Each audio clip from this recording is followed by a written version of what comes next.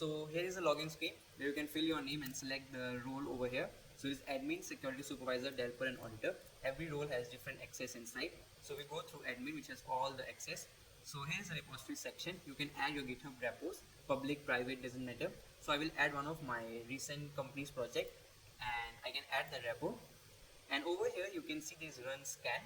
So either you can do QA testing, security testing, or the full scan.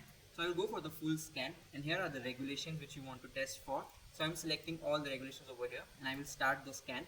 So over here you can see our scan is in progress. Our QA agent, security agent and security compliance agent, they all are working together.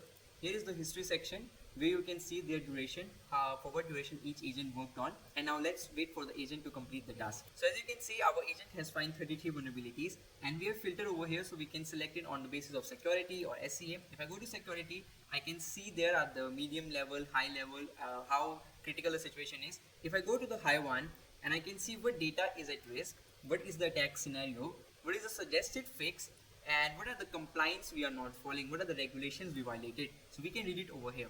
We also have a supervisor assessment over here. So maybe if the risk is false positive, supervisor can dismiss it, accept the risk, or consider it as a genuine risk and sign off the task over here.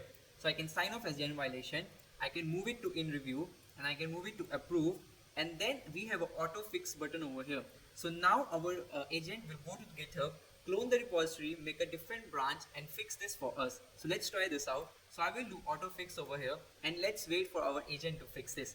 Until then, I will go to assign QA task. So maybe I have made some changes in my home page and I want to check all the functionalities of the button are working or not. So I can give my QA task over here and I can run the QA task, and our QA task will go and check the page for us. So our agent has fixed the security issue and pushed it to GitHub. The catch over here is, before touching a single line of code, the agent writes test first, it proves the bugs exist, then it fixes it, then it runs the test again to prove the fix actually works. Only every test passes, then only it pushes to GitHub, and we have named it as TDD, test driven development. After they are passed, then only it pushes to GitHub. So you can press over there and you can see the branch it has pushed. So as we can see, our security bug is resolved by our agent. Also the QA test we ran, the results are out. So it tells us the read more testimonial button does nothing.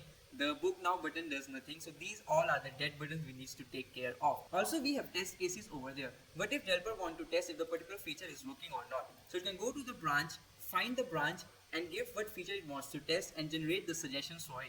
So our agent will run and generate the test cases for us. So as we can see, our agent has developed the test cases over here. So either these test cases can be tested by our developer or we can approve them and our QA agent will do these test cases